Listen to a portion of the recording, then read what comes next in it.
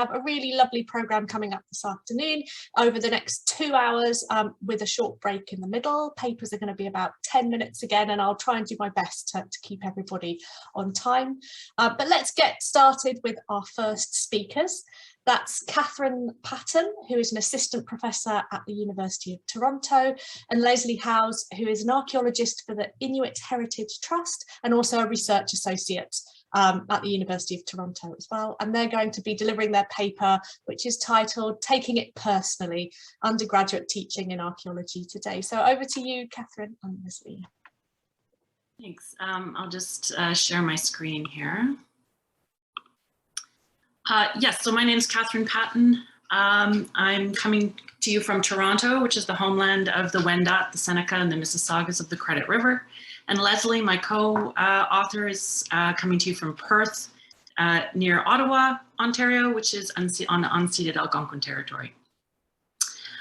So as Cobb and Crocher note in their volume, Assembling Archaeology, individual experience and identity figure prominently in the learning process. So using this as our starting point, we argue that taking it personally, which involves explicitly positioning ourselves and our teaching and centering our students' lived experience, creates a learning environment that moves beyond archaeological constructs. Instead, this makes space for students to think about where and how each of us encounters the past. This emphasis, we hope, not only provokes meaningful reflection and self-discovery, but illustrates that the past is not just the purview of specialists, and that it matters to individuals and to communities. It further demonstrates how the critical reflection of narratives about the past can be, and often is, at the core of political action. Here, Leslie and I present what taking it personally means to us in our respective roles as staff archaeologists. That's Leslie at the Inuit Heritage Trust, as an undergraduate professor at the University of Toronto. That's me. And just to show you where the areas we'll be referring to, I'm down here in Toronto. Leslie is currently in near Ottawa, but she will be moving to the north, and she'll be referencing events going on in Joe Haven. So we're not the first people to think about the place of personal experience in teaching, archaeology's relevance, or the intersection between these. Enrollments in archaeology at my institution and in others has been declining for some time. And many institutions have closed archaeology departments entirely. There are a variety of reasons for this, including a shift toward a marketization of higher education. But we think, as others do, that archaeology is also experiencing a bit of an identity crisis. What is the discipline about? What does it have to offer the world and its many, many publics? Why should anyone learn about the past through archaeology? I've long grappled with the relevance, validity, and ethics of a white woman researching Indigenous history using archaeological methods.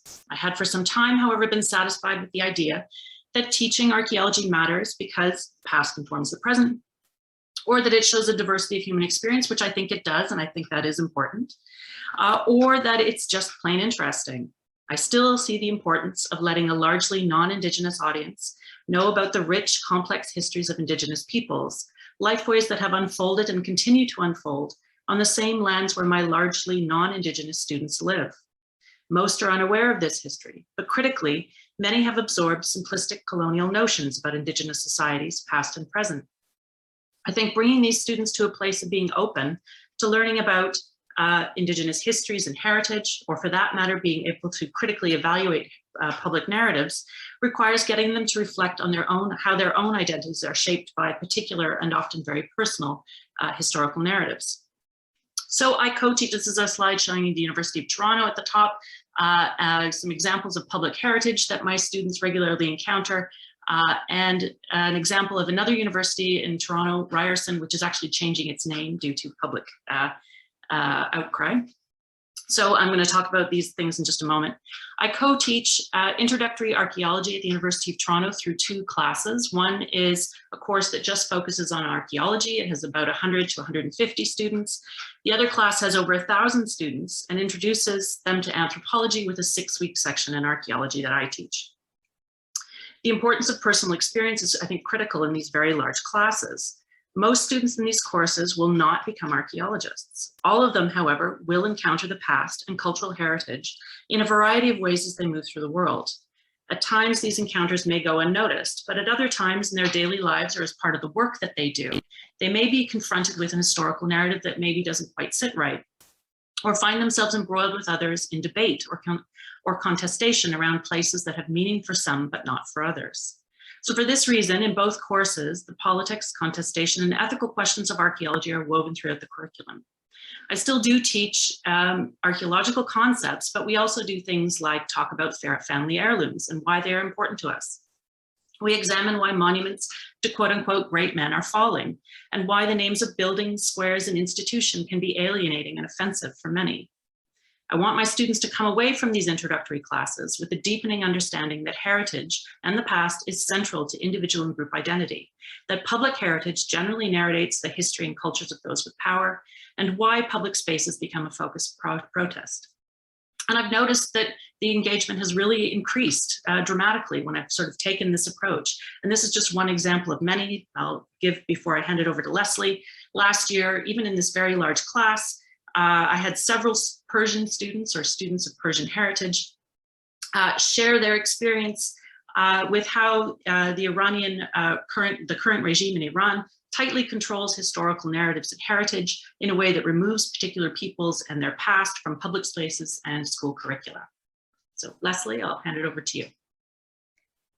So most of my experience in teaching archaeology has come from the undergraduate classroom. However, I've recently started as archaeologist at IHT, which was created as part of the Nunavut Agreement. IHT's mandate is to assume increasing responsibilities in the protection, enrichment, and preservation of Nunavut's cultural heritage. Part of my role, which was created to help decolonize archaeology in the territory and bring best practices together with Inuit societal values, or Inuit Kaimayatu Kungit, is to build local capacity by developing and facilitating archaeological educational and community programming. Now, one of the biggest challenges I face, however, is demonstrating to Nunavutmiut the relevance of the field, which has largely been the purview of Kaluna, non-Inuit like myself.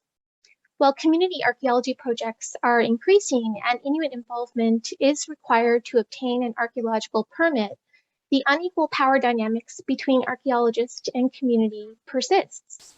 Research questions, interpretations, and the value assigned to Inuit cultural belongings still largely occurs within academia by non-Inuit. Additionally, since there is currently no territorial museum, the majority of archaeological materials are sent south for curation, research, and display. As it stands, Nunavut archaeology does little to benefit Inuit, and quite literally disconnects and dispossesses Inuit from tangible parts of Inuit cultural heritage and associated intangible knowledge.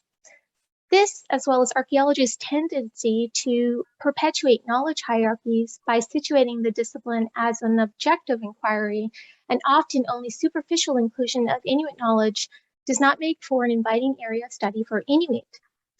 Now, there are many hurdles to attracting Nunavutmiut to archaeology, including lasting colonial legacies and the current requirement to leave the territory for university.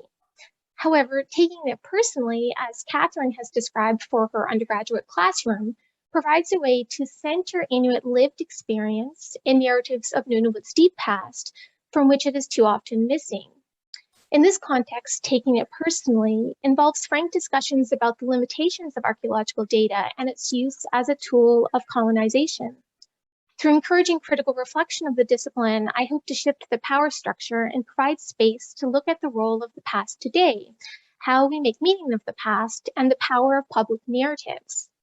Now, to illustrate this, I like to use this polar bear carving from Alarnik, located in northern Fox Basin, excavated in the 1960s by Jürgen Melgaard.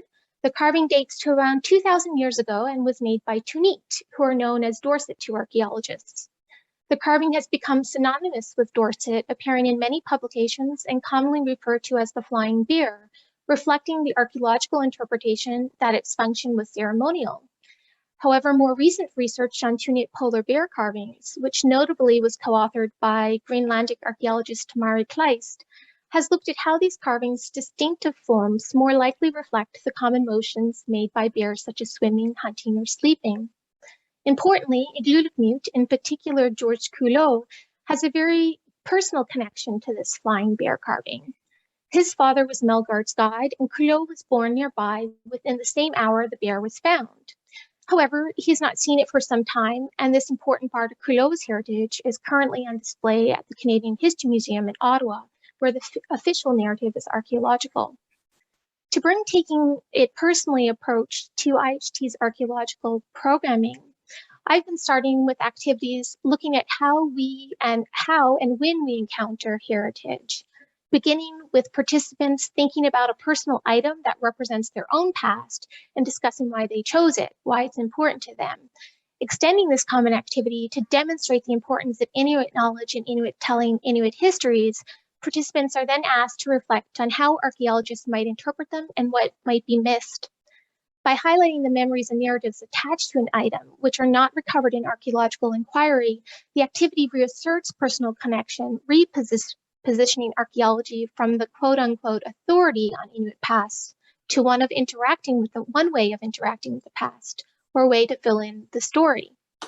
Now, to conclude, like many archaeologists thinking about the intersection of heritage, pedagogy, and archaeology, we see personal experience as a way of linking archaeology to heritage, to increase engagement within and beyond the classroom, to redress and reshape the discipline's role, and establish archaeologists' relevance beyond the academic world. Thank you. One round of applause that you can hear. Thank you so much to Leslie and Catherine for that really fascinating introduction to the work that they're doing. We are now going to move on with the next presentation. So I'm going to hand over to Ian Walkerdon and a whole collective, I imagine his fellow students. Are they your fellow students, colleagues, peers in the class? Yes, they are, but from all different universities. It was a collaborative effort. Okay, and so fantastic. we opted to include everybody's name. Yeah. So I'm not going to read them out now for time. So I encourage you to go and look in the description of the session, and so you can see and acknowledge everyone's names. But Ian is a second-year student in the Department of Archaeology and History at La Trobe University in Melbourne, and his paper is entitled "Learning Archaeology Online: Student Perspectives on the Most Effective Activities and Resources Delivered Remotely." Thank you, Ian. Thank you. I'll just share my screen now. And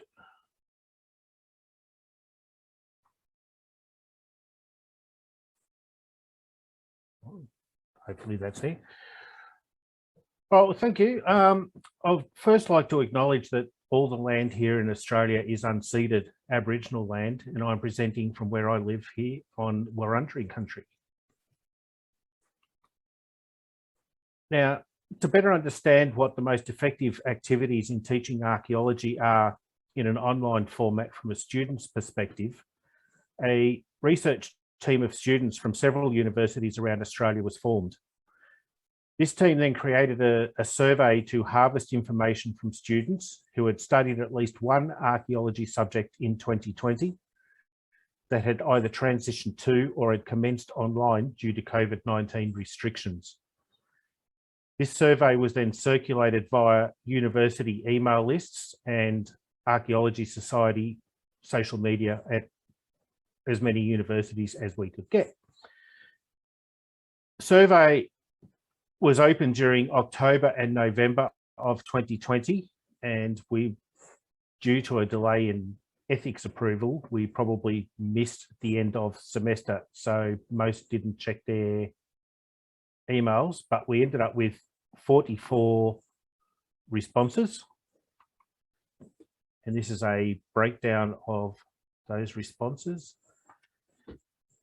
They indicate where they come from and what year of study they were in, because they were a few of the questions that we actually asked was to get that information. There were a few responses from, actually there was 3 responses from universities that we hadn't actually sent the survey out to, which we assume came from social media contacts. So we just included those as other in the results. Now, one of the questions that we did like to ask is,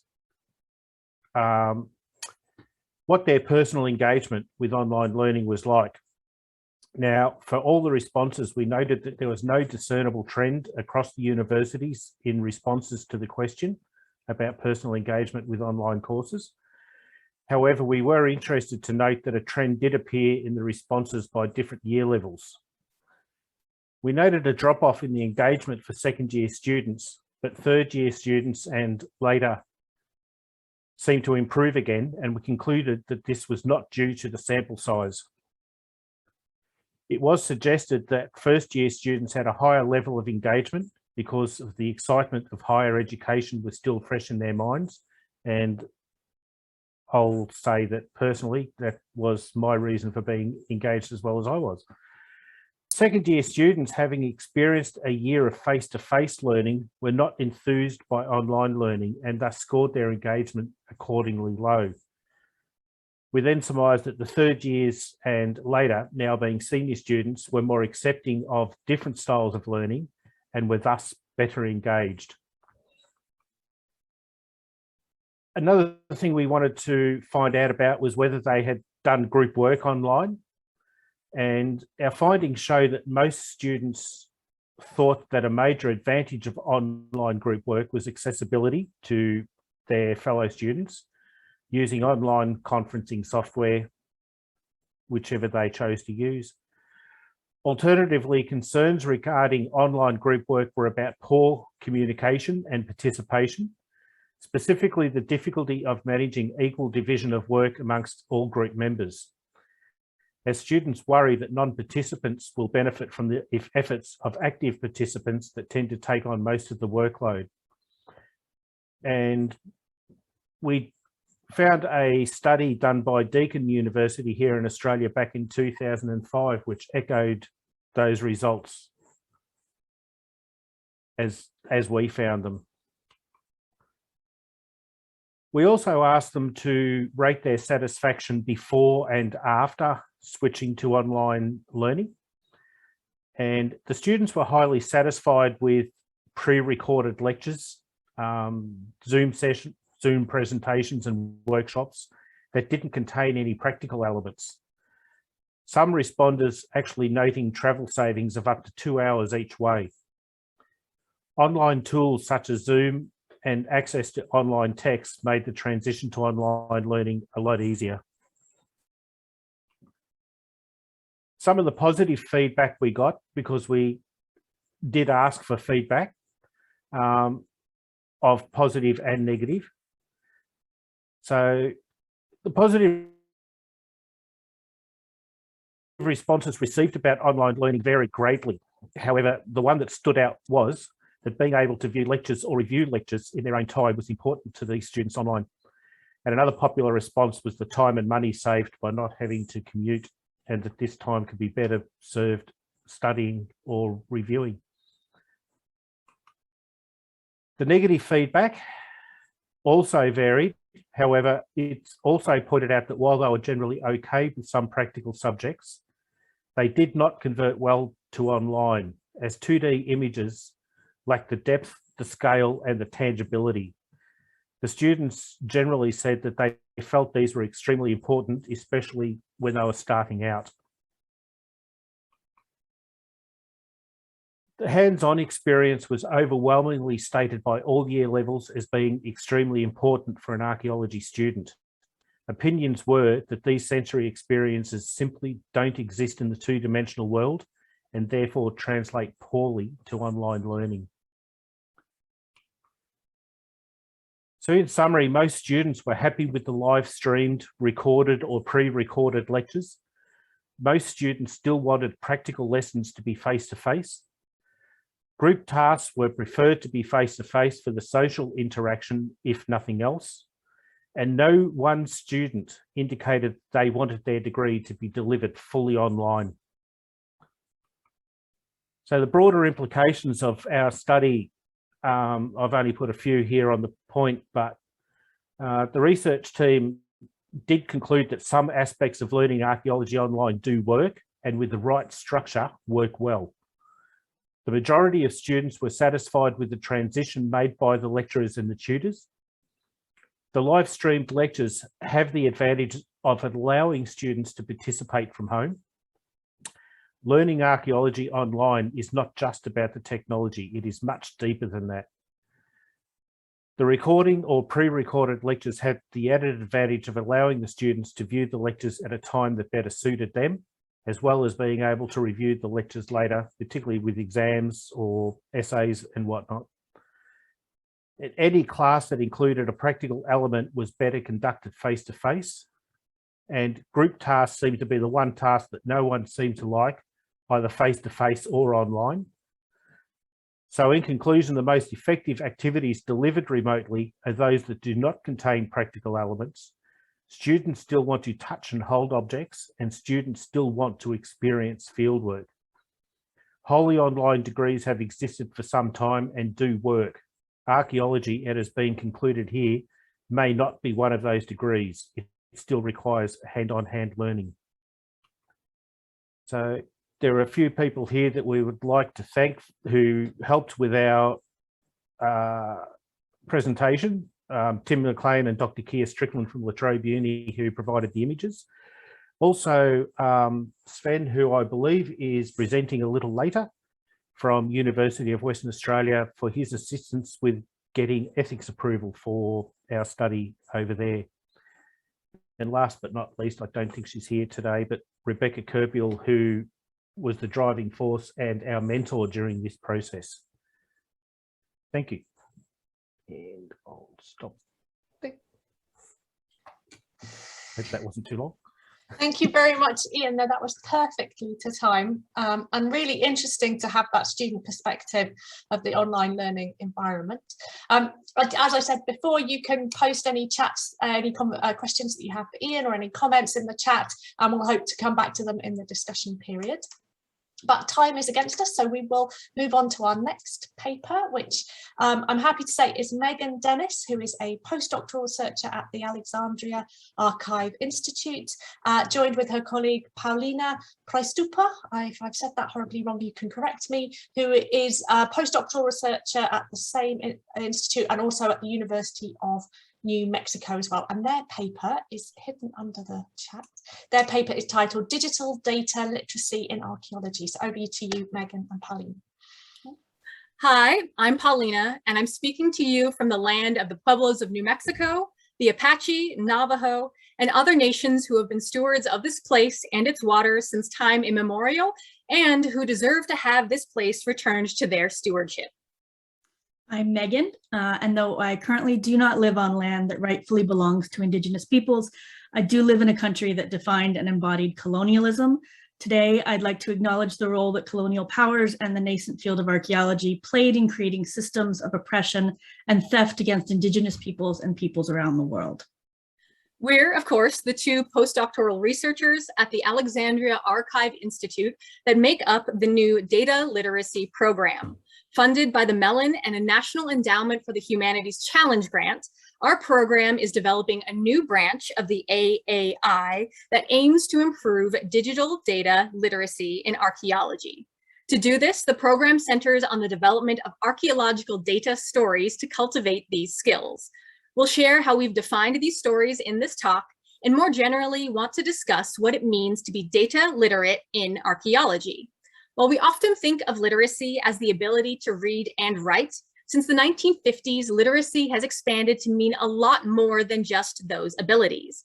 Although being able to read and write are important aspects of archaeological data literacy, the concept of reading itself can be used in a variety of contexts. For example, those of you who might have your cameras off and are cooking or knitting, or perhaps making figures for your dissertation while listening to me, are all reading. You're reading the tone of my voice, perhaps getting a sense of my emotions or where I'm from based on my accent. And the same may be said for the few of you that have your videos actually on. You're reading my facial expression and I'm perhaps meeting yours, looking for clues to assess how well or how poorly this particular talk is going. But what does this have to do with digital data literacy in archaeology? Well, it's to demonstrate that literacy can take many forms, and we can think of literacy as more like the ability to take in observations, process them, and then turn those into something comprehensible, something that allows us to understand the event, picture, or whatever it is that we are observing. With that in mind, I think the idea of being data literate in archaeology becomes much easier to define. It's our ability to capture, assess, and utilize archaeological data and turn those into information, and then hopefully, once we have enough of that, into knowledge. But how do we actually teach those skills to new students or evaluate the strength of those skills in lifelong learners already within our field?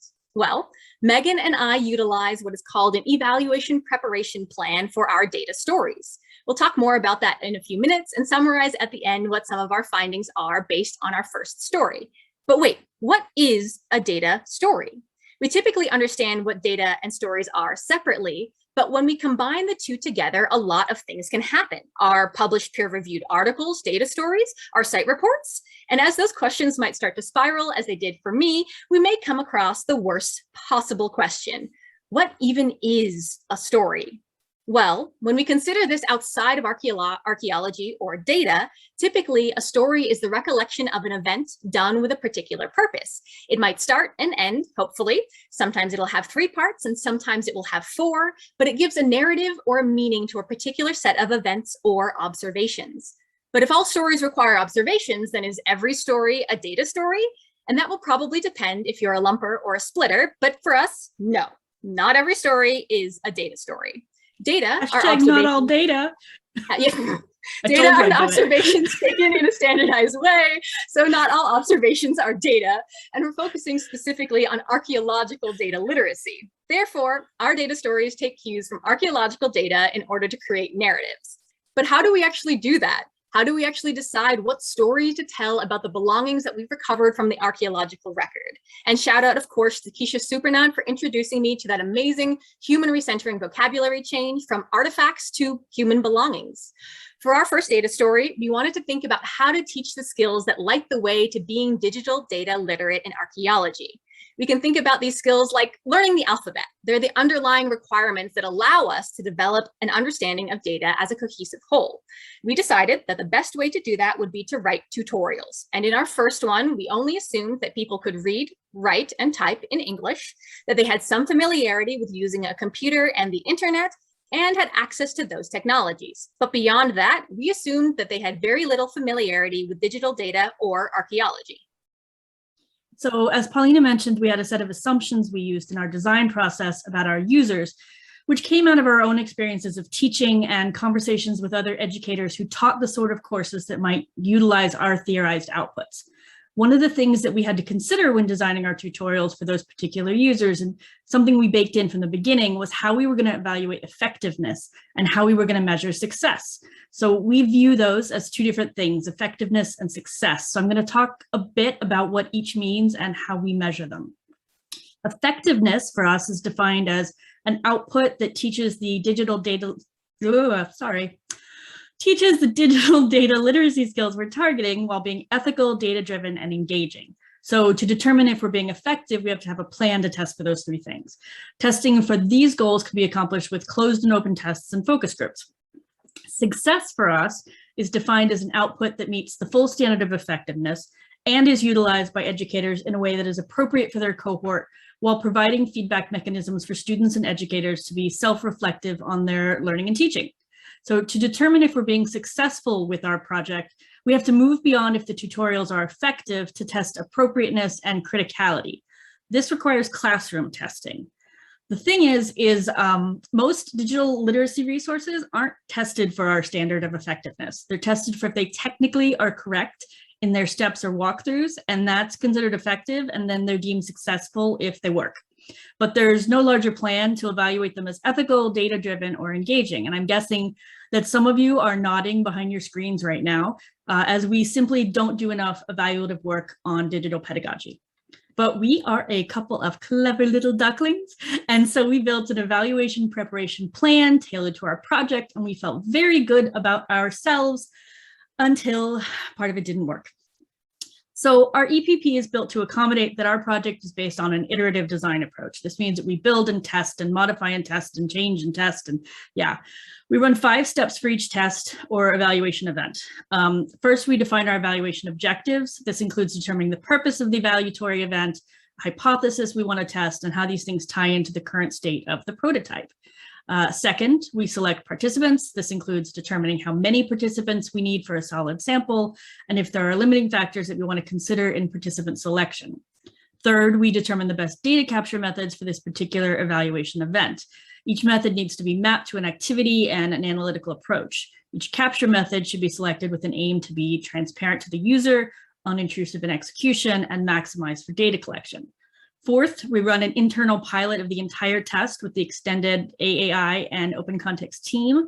And after each step, we have a reflective session to go over what we've decided and to consider if it's in line with our overall objectives. So all of this looks good on paper, right?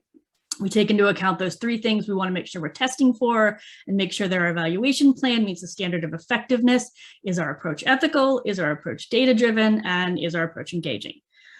So where did it all fall apart? So for our first data story, we ran our EPP twice. The first time was for a closed alpha, where we asked specific folks to try out the data story and run through our evaluation. The second time was for a focused open beta, where we provided access to the data story, but still attempted to target populations already familiar with us or our initiative to try out the data story and run through our evaluation. We got great feedback in our alpha. Our close friends and our dads gave us detailed feedback about what worked and didn't work, what they liked and didn't like, and they didn't stroke our egos too much. We fixed the things our alpha testers told us to fix, changed some language, changed some graphics, ran the EPP for our beta. And apart from one very, very detailed set of feedback, we got crickets.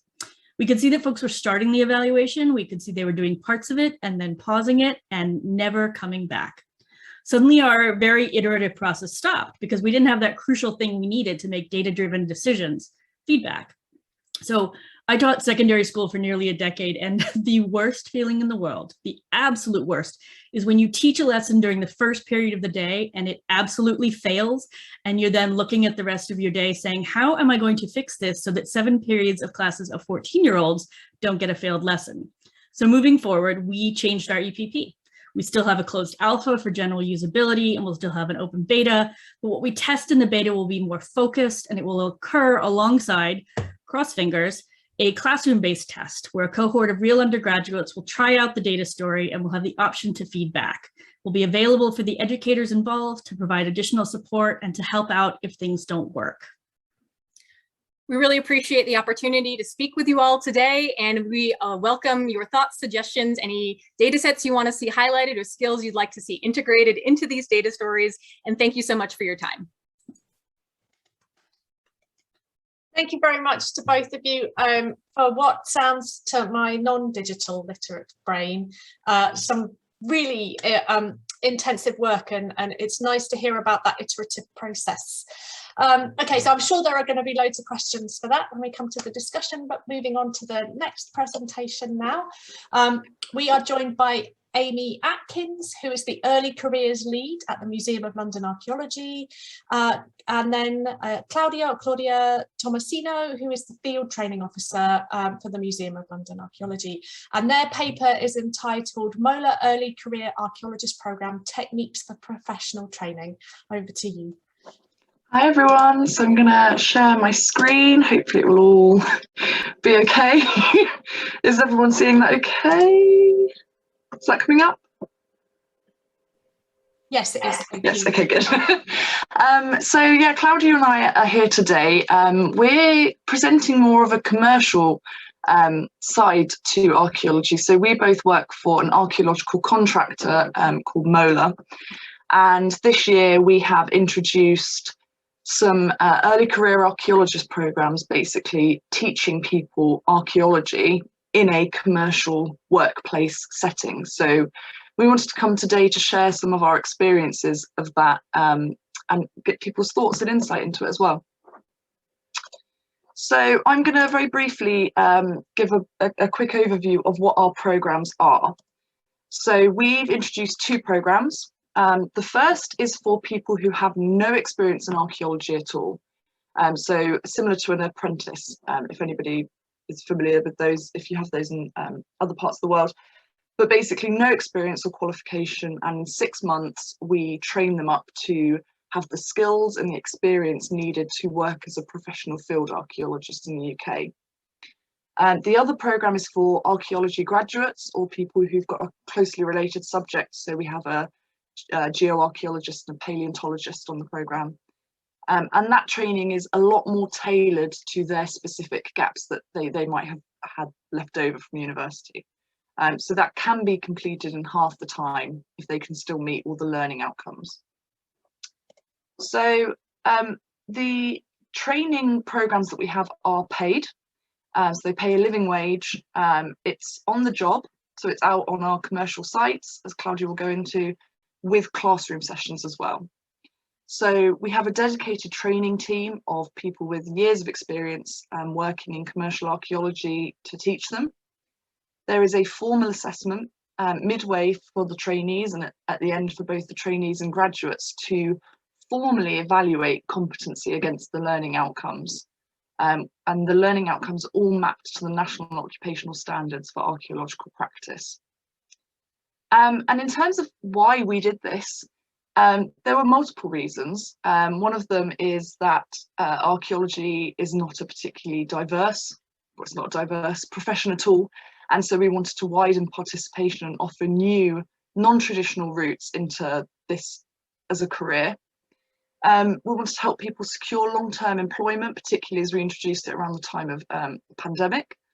And also to support our commercial projects, delivering those. You know, we want to create a legacy of skilled archaeologists who work for MOLA and work in the industry.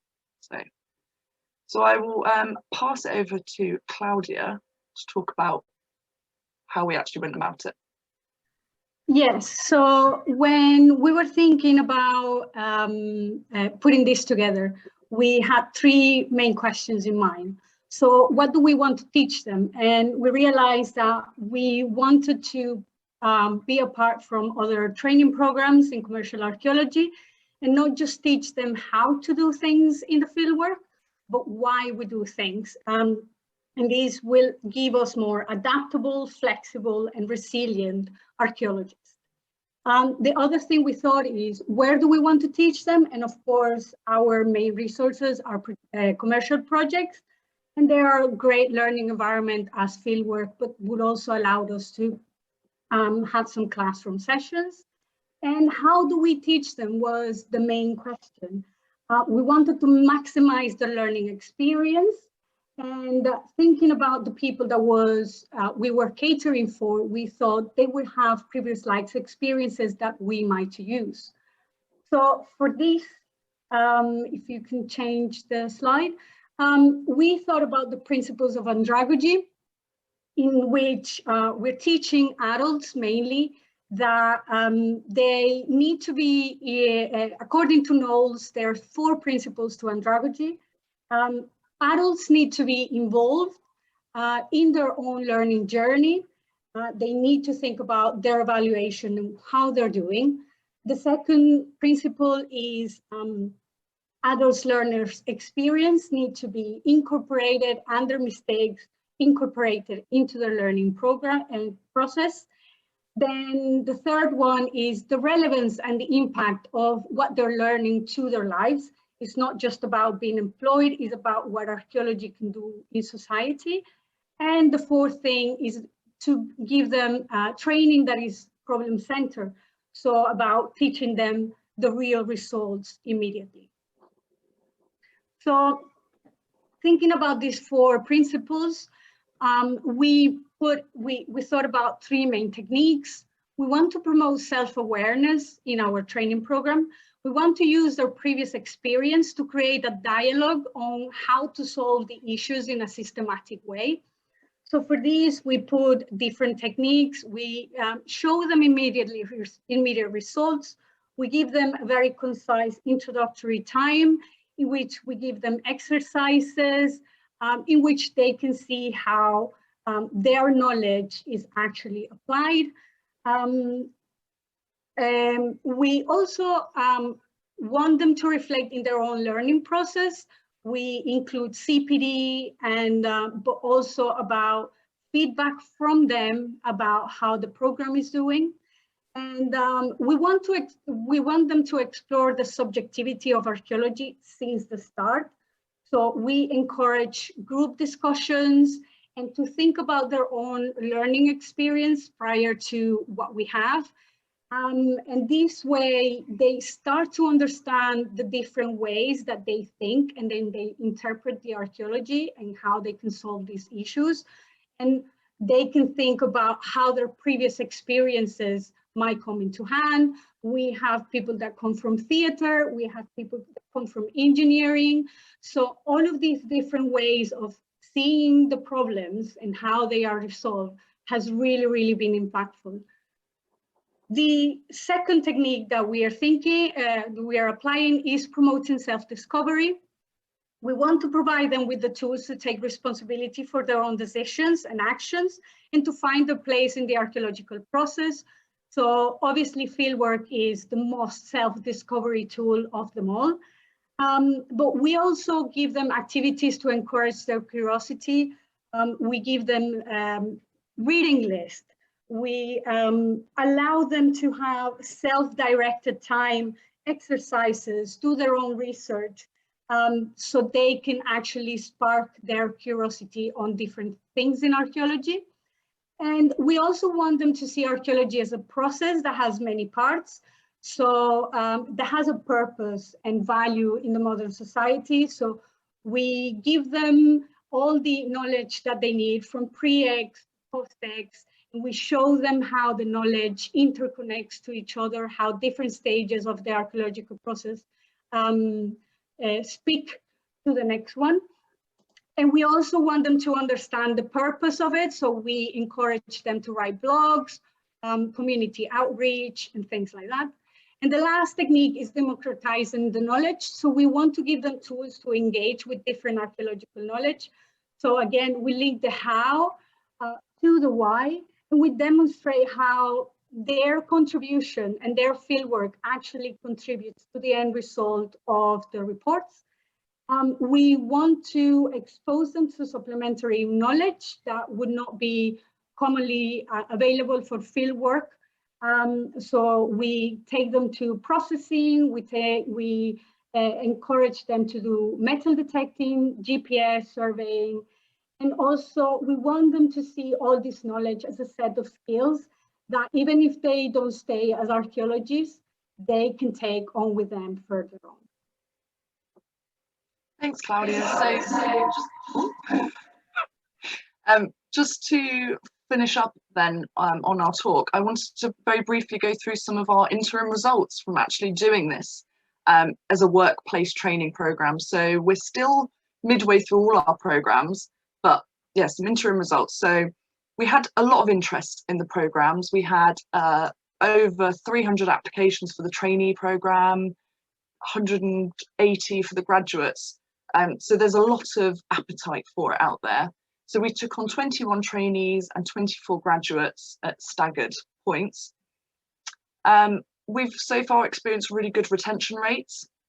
So 86% of the trainees are still with MOLA, 88% of the graduates are. We've also had high satisfaction, both anecdotally, and we formally surveyed the first group of 10 trainees at their midpoint as like a temperature check, and asked them a series of questions to rate how strongly they agreed with it, and got overall weighted satisfaction levels of 96.5%, which we were really pleased with.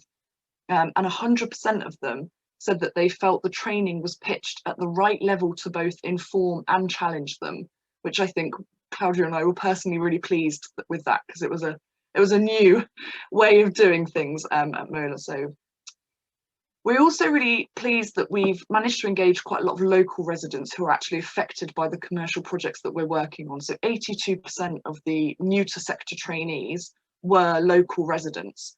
So we're really pleased about that. And also most of the graduates were unemployed. So 67% were unemployed at the point of recruitment, and only one person, 1 out of 24, was actually working in heritage by volunteering at a local museum. They just really struggled to get a job in commercial archaeology without having commercial experience. You need experience to get experience, and you can get stuck in that loop sometimes. So we're trying to help break that loop. And my final thing is that I've just included a quote from one of our trainees that they gave us. I particularly like the thing that we've got here where it says all the trainees come from different backgrounds we've all got the same interests, but we've got here from different places, and that's fantastic. And I think that echoes what Claudia's been talking about different life experiences and being actually very beneficial to the learning process in archaeology. So, yeah. Thank you very much to Amy and Claudia. I certainly echo your final point there, that having a diversity of people in the classroom is just adds so much more to the experience of learning about the past. So thank you very much for that. We'll now move on swiftly to the last paper before we'll take a short break. And that is Paul Everall. He is a senior lecturer in archaeology at the University of Winchester, and his paper is titled "The Winchester Archaeology Studentships, Retraining and Redefining." Thank you. Thank you. I should say, first of all, I've been very impressed by the paper so far. Mine's going to be perhaps a little less formal. My 10-year-old son had to go into hospital this afternoon, so I'm in a bit of a strange headspace and I've not had a chance to run this through, so I hope you'll bear with me. If I, where are we? Share screen. So hopefully you're seeing that okay. Yes, we can. Thank you. Yeah, lovely. All right, so I'm going to be talking about the fee waiver studentships that we have at Winchester. These are aimed at, in the sort of the UK terminology, wounded, injured and sick veterans. We set up in partnership with Help for Heroes, a charity that works with veteran community. And I'm going to be, I suppose, reflecting on some of our experiences and what's gone well and what issues we've had. Hopefully, I mean, my great hope actually is that other universities might produce something similar. As far as I'm aware, we are still the only university that offers anything like this. And you know, while in some respects, you know, the university enjoys the PR and the profile, I'm sure, fundamentally it would be fantastic if this sort of scheme was offered more widely across the higher education environment. So this is building on, I'm sure, hopefully the vast majority of the audience will be aware of the archaeological heritage-based initiatives that work in terms of well-being uplift or target well-being uplift in the veteran community. This began in the UK with Operation Nightingale towards the end of 2011, and initially it was focused on serving personnel in an archaeological activity that was sort of designed to take the place of the normal kind of decompression activities at various bases, most commonly in Cyprus. And this was a small kind of exercise with, say, serving personnel recently come back from a combat deployment. And the indications were really positive in terms of well-being uplift and general kind of being able to function and be redeployed and you know, and deal with some of the issues obviously, you know, come along with combat deployment. Subsequently, this became more about the veteran community, and obviously there's significant numbers of veterans across the UK, and of course we had speakers from all sorts of countries where they'd be similarly affected.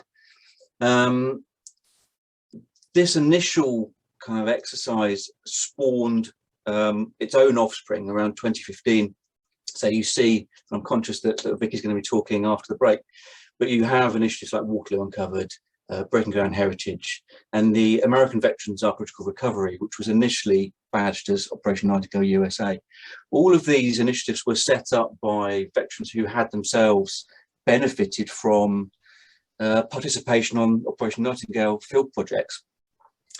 One of the big issues that all these projects have, I think it's fair to say, is maintaining that well-being uplift that you get from participation on the fieldwork project beyond the end of the fieldwork project.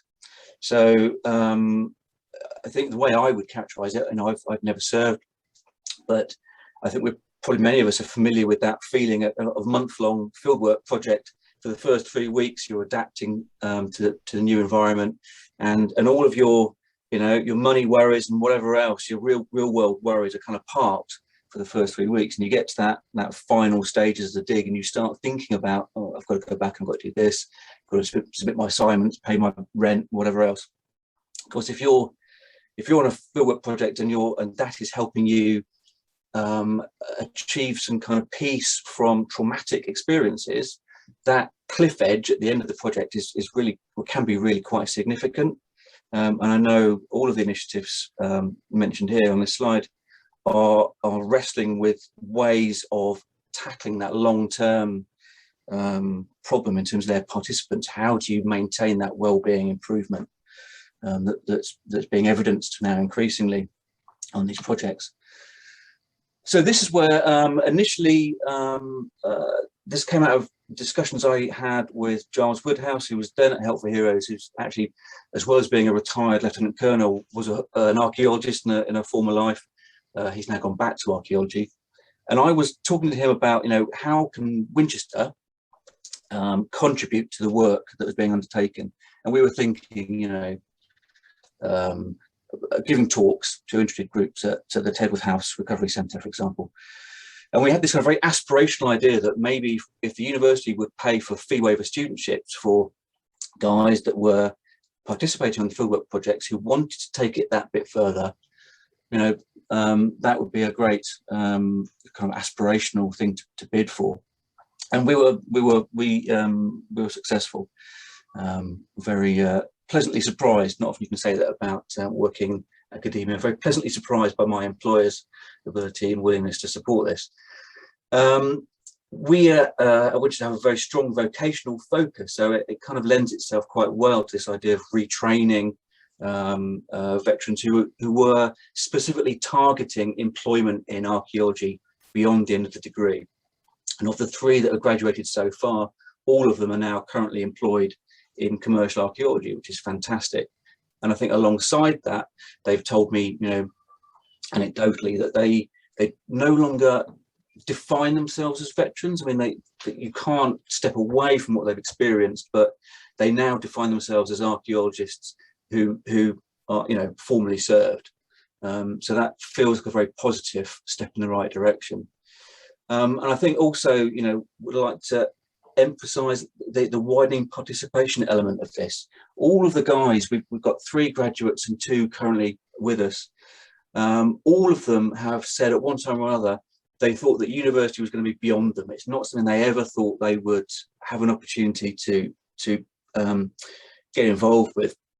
And this whole exercise, the emphasis has been not on prior qualifications or formal education, but actually on the willingness to work hard and the sheer enthusiasm for the subject, which obviously can carry you quite a long way.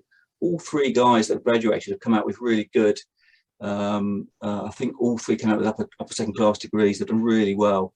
And they had very limited formal education prior to this. It's literally just their willingness to work hard and get stuck in. I'm conscious of the time, but we still work with Help for Heroes as gatekeepers, so we don't want to set anyone up to fail. Obviously, we want to make sure they've got the attributes that will help them along.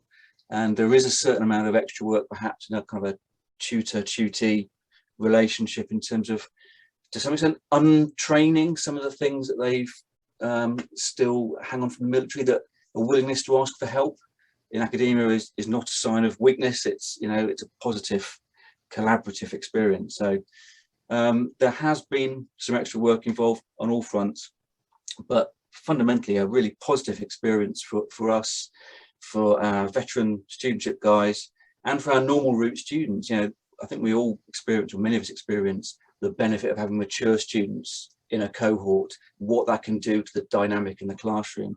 And these guys, they're enthusiastic, they're not afraid to ask questions, and we see that the undergraduates around them, that normal route undergraduates around them, are also being lifted, by this experience of having them in their midst.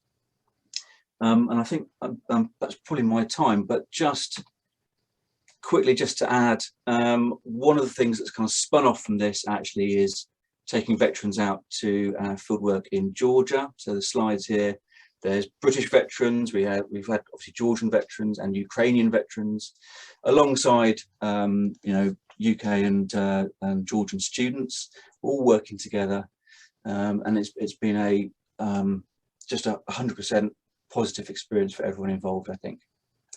thanks for your time. Thank you very much, Paul, for taking the time to share this work with us. It sounds like a fantastic opportunity to veterans to have those scholarships. It's a fantastic idea, certainly something that maybe I'll take back to my institution. So we're going to start with Vicky Haverkate, who is the head of formal education, Waterloo Uncovered, which was just mentioned in the previous presentation. So this is a really nice follow-on, I think, to follow on that discussion. And her paper is entitled Waterloo Uncovered, Archaeological Learning Driven by Wellbeing and Accessibility. Over to you, Vicky. Hello, good afternoon, everybody. I'll just share my screen.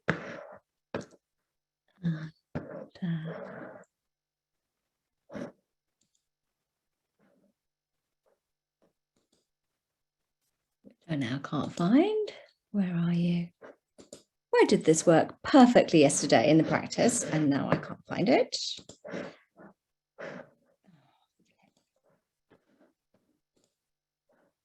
Oh, excuse me, everyone. You're sharing your email with us. Oh, goodness me. I can't find it. Oh, it's one of the tabs, is it? On that browser, look, it's one, it two, is, three, it four, is. fourth tab. But I can't get to the tab because it's there. There we go. Can you see that now? Yes. I'll present it. Yes. Perfect. Yes. Wonderful.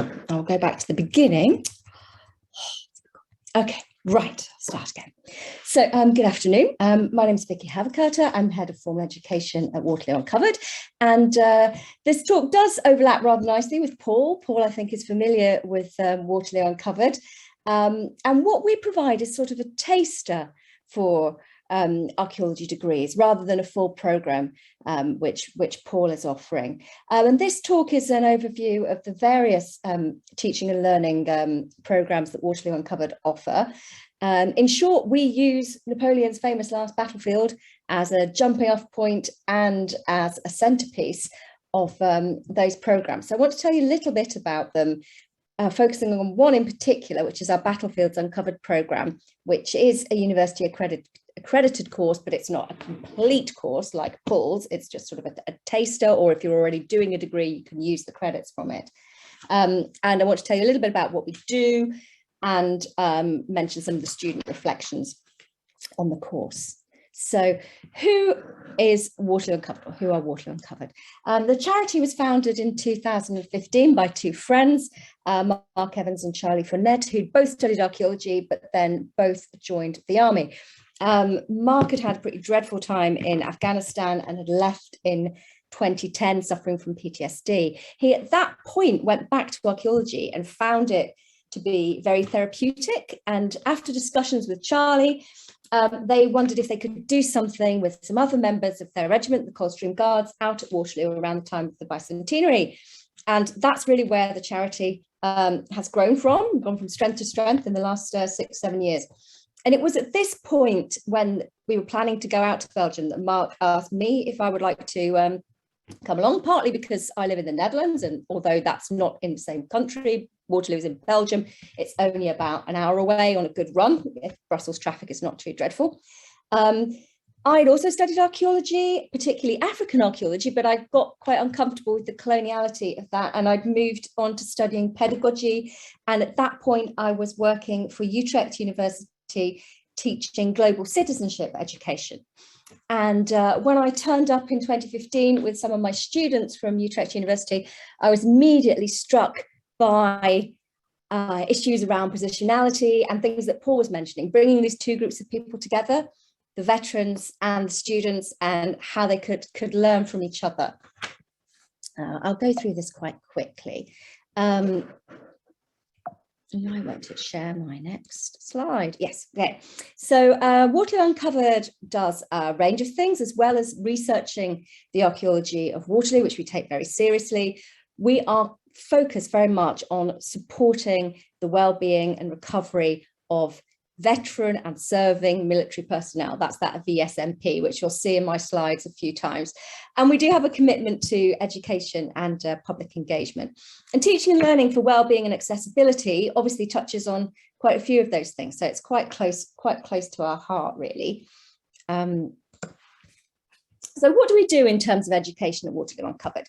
We have three elements of it, really. There's the straightforward public engagement, which comes through online activities and events.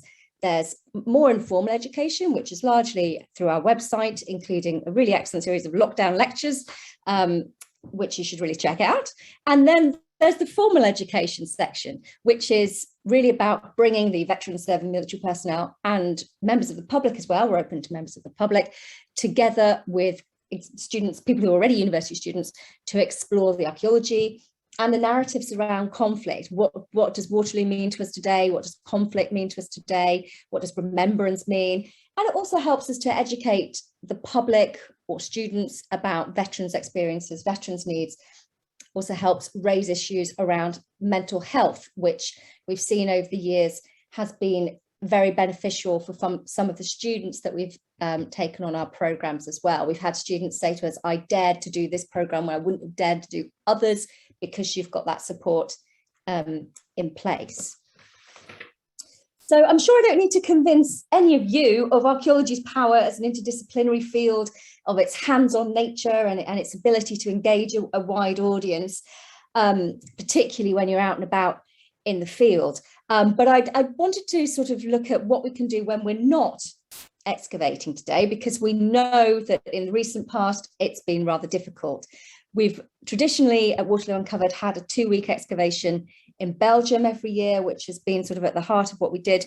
But obviously, COVID-19 has put pay to that in 2020 and in 2021 again, rather disappointingly. But it did give us the opportunity to look at the other things we were doing, in particularly the university accredited program, and to see how we could develop that. And what we noticed was that even online, archaeology helps to give us a very tangible past. Material culture still has that quality. It still helps students to develop transferable skills. The democratic learning that takes place between students from different backgrounds, different ages, the veterans and the students interacting together allows for that connectivity there as well. So just as, you know, archaeology can prepare you for any degree, archaeology can prepare you for any job, any background is useful to bring to archaeology and to help you interpret the past. So that is quite empowering for some of the veterans and the members of the public that come on the programme, who, as Paul mentioned as well, sometimes hadn't thought previously that higher education was for them, but when they realise that their experience is relevant, it's quite a boost. We've often been astonished by the way that a veteran can read the landscape or look at a compressed musket ball. They have a huge insight that's just not there to us as civilians. We've also focused on connectivity and friendships, which I'll come on to again a little bit later. And we develop mental health awareness as well. We focus on mindfulness activities, and there's a structured system of wellbeing support through our dedicated welfare team. In terms of accessibility, we largely provide this through cooperation with other organisations.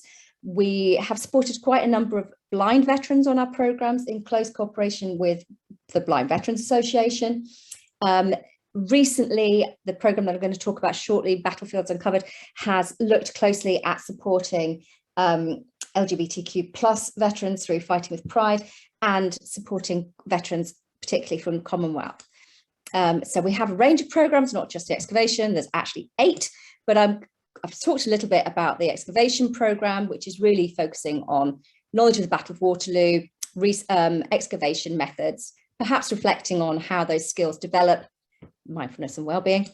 The one I really wanted to speak about was Battlefields Uncovered, which is our main university accredited course. It's only a couple of ECTS, so it's not like Paul's a degree. The learning objectives kind of speak for themselves, I suppose, in terms of what you would want from an archaeology course. But we do take care to make that inclusive, to allow students to share each other's perspectives. And in terms of how we structure it, we found that it's really, really important that it's seminar based. All the lectures are recorded in advance, so people can do that at in their own time, as the students from Australia were saying. And then when they come online, it's as interactive as it can possibly be. It's about talking to each other and sharing. You don't have to listen to me in that time. I'll just kind of pre-record myself or pre-record the other guest lecturers that we have involved. So this year, Battlefields Uncovered is bigger than ever. Going online has made it so much more accessible. The costs are not restrictive. People don't have to be physically fit and well. You don't have to be in the Netherlands as you had to be before. So it really means that we've been able to reach out across the globe to people of much wider age range. This year, we're also supporting family members as well. So we're supporting veterans' wives or older children for the first time. I'm going to skip through these and just give you a little bit of student feedback over the last couple of years, which you can read for yourselves. So not only the veterans have found it an enjoyable and meaningful stepping stone into archaeology and perhaps into other degree programs as well. Over the years, I think we've had 5 people go on to do an archaeology degree and 1 to do a degree in something else. I think some of them, at least 1 has gone to Paul, and at least 1 person who was studying with Paul has come on to do our course. We've got somebody else joining us in this year's course from Paul's course, but also for the students as well. As you can read in this quote, they learn a lot from interacting with the veterans. So going forward, I think we've learnt, which perhaps I think was echoed from the Australian team, to keep our group sizes manageable, to keep the content engaging, to keep the tasks simplified, and that online learning is not the same as being in the field, but that doesn't mean that we can't still meet our learning objectives if we adjust our pedagogy accordingly to provide something that people want, and not try to shoehorn what would have been a real life program into an online context. So thank you very much for listening. If you would like to get in touch with us, have a look at waterloouncovered.com, and my email address is on there. Thank you. Thank you very much, Vicky. It was a great follow-on to the previous presentation, and I'm sure there will be a lot of conversation about that when we go into the discussion. Now we're going to move on to Eva Moll.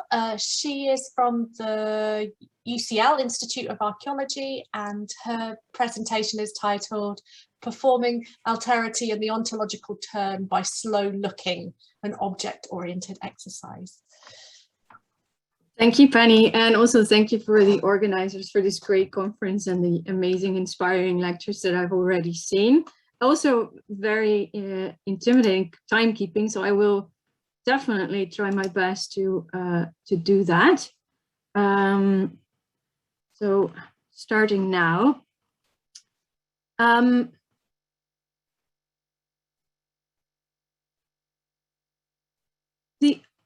What I want to do is to share an object exercise that I designed for a course that I taught at Brown University on slow archaeology. So the general premise of this course was to slow down, obviously, and analyze academia and archaeology, looking at ethics and care, privilege and responsibility, existing webs of power and time capitalizations, especially focusing on the way that we form part of this and ways that we can resist. I was, of course, myself extremely privileged to be able to teach such a course. My pedagogical aim of the particular exercise today was focused on theoretical and philosophical empowerment, meaning making theories of the ontological turn and alterity in anthropology more tangible for students and establishing a form of emancipation by stimulating other non-discursive type of knowledge. And this idea is, of course, not new, but what I wanted to achieve was to achieve this through practice. Actually, exactly what Gavin Lucas said earlier, by doing theory. So this resulted in the design of an exercise in slow looking that was published as an article in Norwegian Archaeological Review yesterday, absolutely coincidentally. It was inspired by theories on perspectivism, ontological difference, and particularly by Japanese aesthetics surrounding the so-called Chatsubo or Otsubo vases in the tea ceremony. So super brief for background. Those spaces are storage jars for dry tea leaves, and they became a vital part of aesthetics within 16th century Japan. And they were known in all their little details, these spaces. Their imperfections were not only recognized, they were admired, they were celebrated in poems and other writings, and some of these pots even received names. Now, the tea experts in charge of these rituals were called people that could hear with the eyes, and that little sentence really triggered and mesmerized me. So I thought if we want to create a way to disrupt Western formalized views and open up to other ways of knowing, this is perhaps what we need to do. Try to hear with the eyes. So around this, I designed an object exercise that can be played in 5 or 6 rounds. Now, I bought this ceramic glazed bowl, about 25 to 30 centimeters tall, for $5 at a local thrift store, but any object works. As it is about slow looking, you need to take your time. I took 3 hours for the exercise, which seems long, but actually we could have gone for an hour more. So I'm briefly going to walk you through the different rounds. Now, the first round is about detail. So each of the participants, and I had, I think, 10 students, needed to provide each by each details of this object. Now, it was interesting because I had archaeology students, I also had other students, and of course, the archaeologists first relied very much on their archaeological knowledge and skills in describing artifacts, but these options dried out as we went along, and they were forced to look beyond categories of formal description, and then many more details surfaced: small scratches, patches, color variations, sort of roughness or smoothness in particular parts, etc. I also wanted to spend attention in this round to multisensory description, of course, relating to sound and taste and touch surrounding this object, and to describing aesthetic pleasure as well, which is something that we, of course, do not necessarily do in formal descriptions of archaeological artifacts. So all of this, and we played this for about an hour, really exhausting this object, resulted in a very intimate and detailed shared knowledge of this particular ceramic bowl. So then, moving to round 2, now that we're very familiar with it, the second round, also a bit of a warming up still, opposes this personal relationship just established by defamiliarizing the object. So each participant had one turn and had to say, describe, and argue what else this object is, if not, in our case, a ceramic vessel. So what else is it? Students started a sentence: this object is like a, fill out the blanks. Some said forest, rabbit, and then explain why. Students really struggled with this one, some of them at least. So I gave them random words, but that forced them to describe the object from a radical different vantage point as an object. So this, now we're warmed up, round 3 is meant as a further, more constructive defamiliarization process, which is actually grounded in philosophies of perspectivism and alterity and ontological difference, without, of course, ever mentioning this during the exercise. Different vantage points, in my case, I assigned different vantage points to the students from which they had to describe the object again. So some students had to describe it from the vantage point of a scientist, so close to home, a factory worker, a landscape painter, and an art buyer. But also someone had to do it from the perspective of a tree and the table the object was standing on. Additionally, one can also decide to make a roundabout looking at and describing the world when the object is in fact a god or an animal, or to let the object speak itself and describe the table or the room or the students from the point of view of the object itself. So now, after this round, the object is known in different worlds.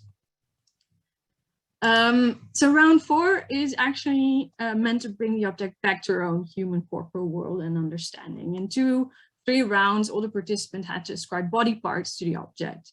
Now, interesting, of course, this bowl in archaeological descriptions has a lot of body parts like base and stuff, but none of the students, even the archaeology ones, were mentioning this. They were really talking about hanging shoulders when describing the object, protruding bellies, suspenders, and freckles when they assigned body parts to it. Then round 5, potentially the last round, meant to conclude the exercise and to end the ritual. So like the Otso that sometimes was named, the group had to decide a name for the object, so to give it a spirit. So after hours and hours we spent with this object, not only having obtained intimate knowledge of its physical details and vantage points, personifications in different ways, it was actually very interesting to observe how effortless the names sort of emerged among our group of students. And in case you're interested, this object is now known as Herbert.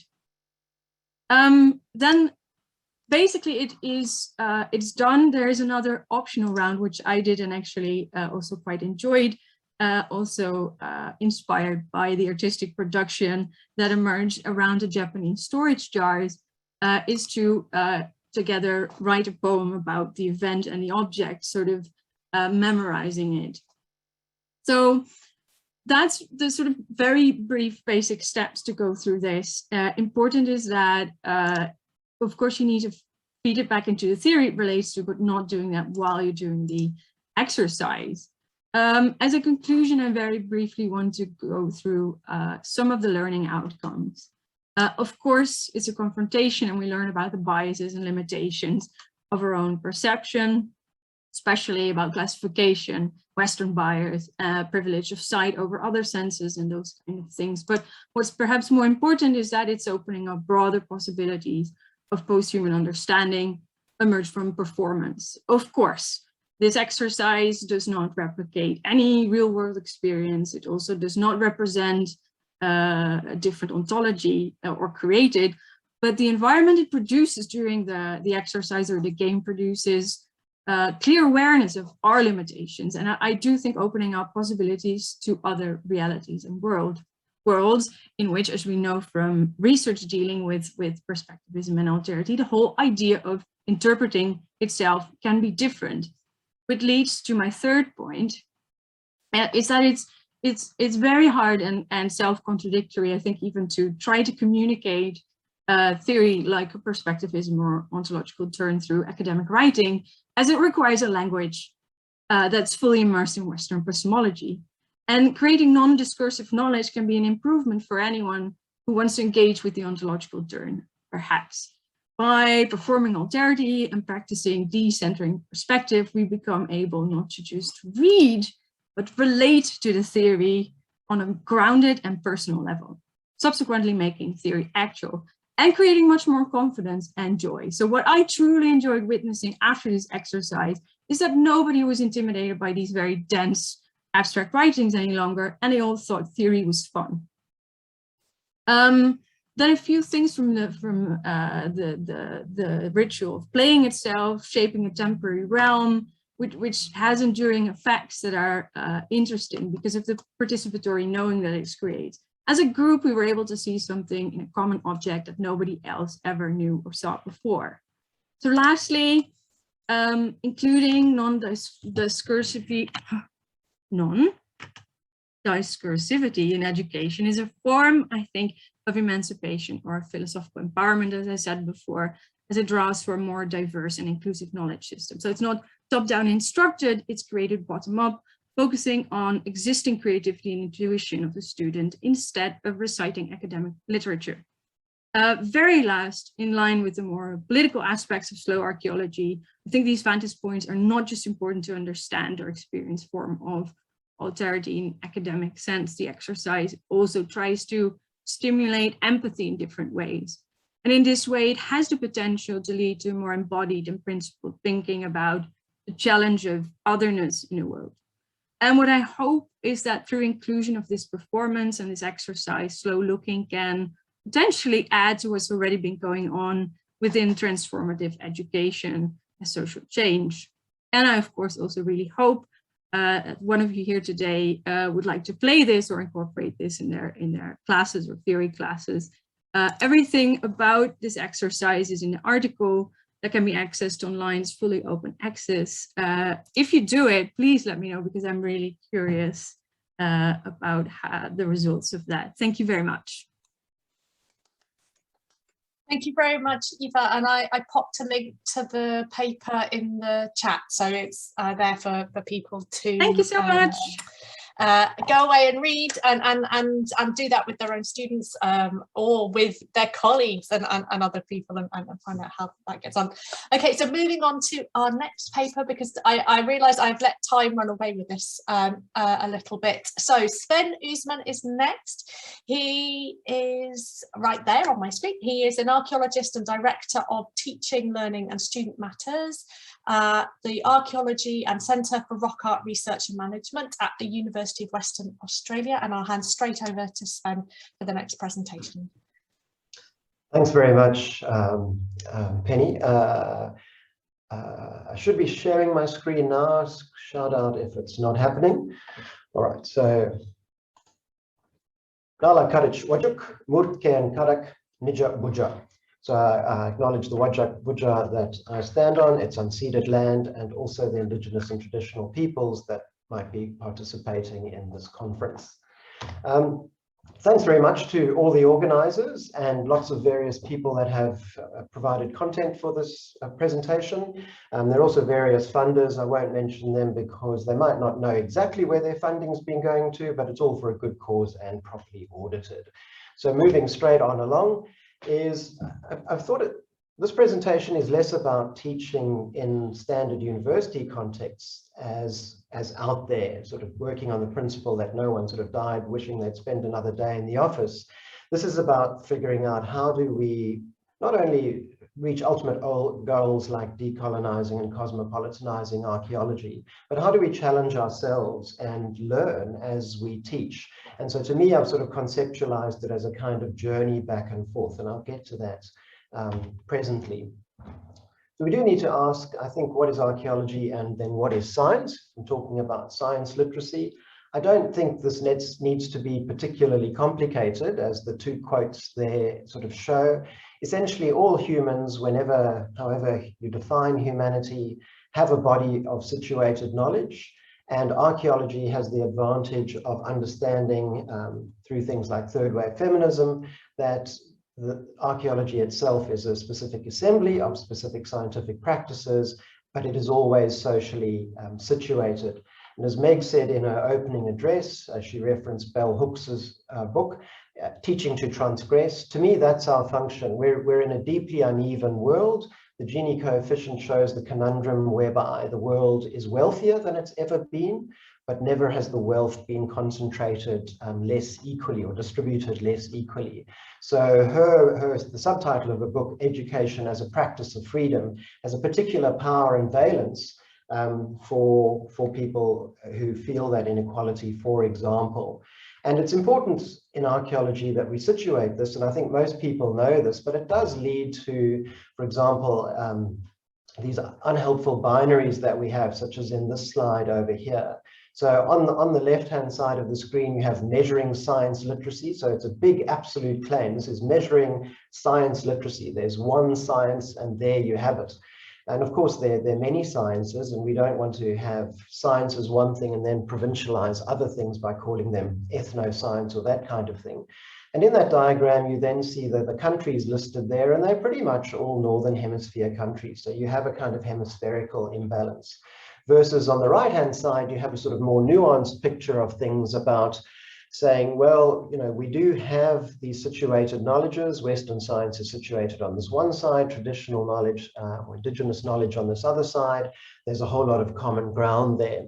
So today I'm talking more about the Western science side of things, but in an indigenous context. And later I see the papers by Kelly and Keisha will explore the indigenous contexts as ways in which to go further. So there's a lot of common ground, there are a lot of differences, but let's have a look at it. So what I've got here is sort of conceptualizing archaeology as a very useful bridge between the arts and sciences.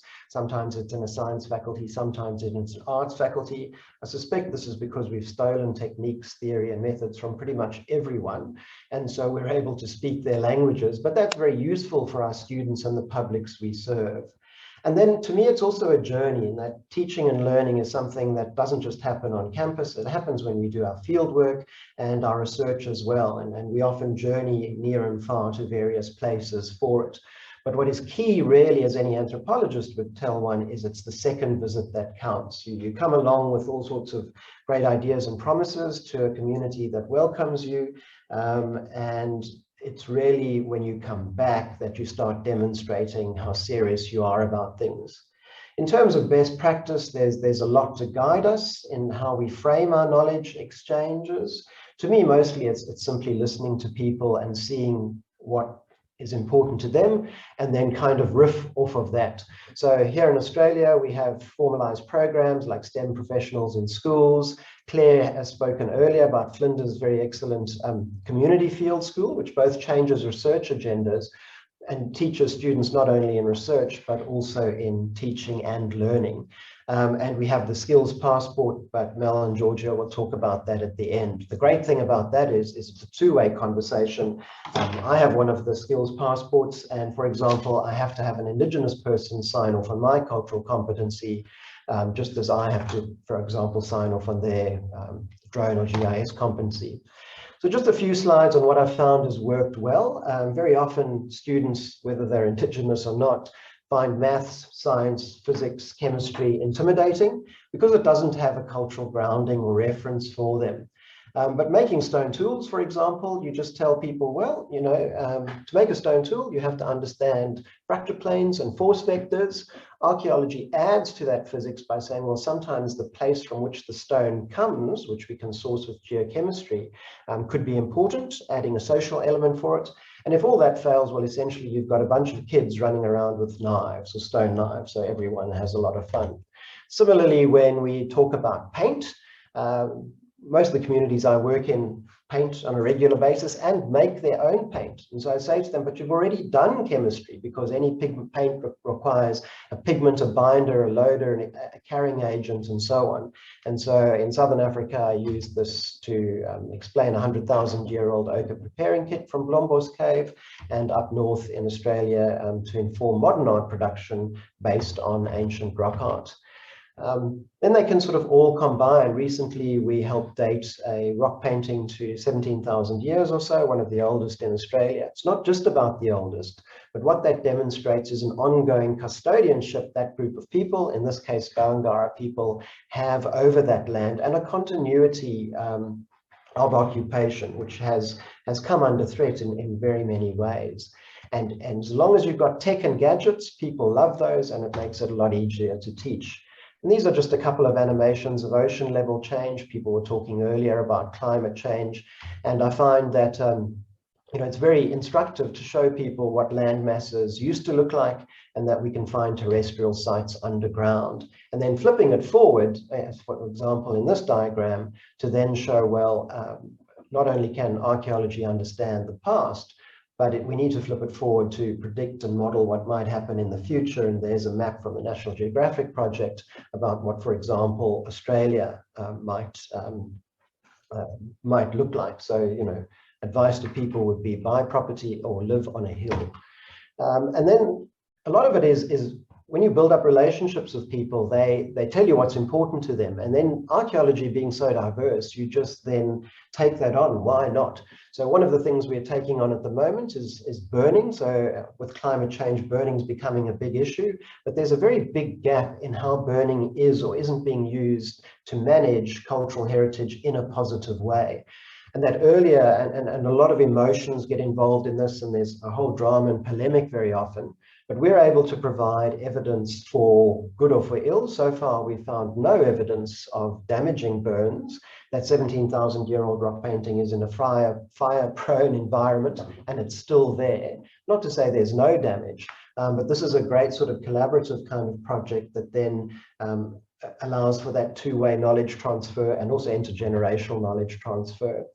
So in terms of what we then learn, that's my second last slide, is you can read most of that yourself. It's really the last 2 points that are bullet points that to me are important is that teaching and learning in the field and research doesn't just come as an add-on or a tack-on or come naturally. It has to be scoped, it has to be planned, it has to be budgeted, it has to involve postgraduates, undergraduates, and the communities you work with.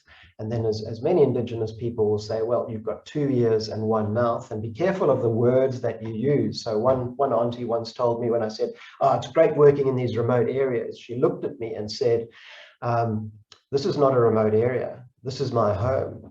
Perth, where you come from, that's a remote area. So lesson learned. And then why does this all matter? To move on to the last slide, is we all like learning new things. I think it's very empowering for people to be on their own turf and attract you to that turf where they look after you, and you then have to, in a sort of anthropological hosts and guest ways, respect the knowledge systems that are there. But it also helps to decolonize information, to counter misinformation, and I hope to help cosmopolitanize the discipline. This is not that everything is hunky-dory. Archaeology has a very low awareness profile in Australia. We're very lucky every 5 years we have a survey of the discipline by Geraldine Mate-Shawn-Ulm and colleagues.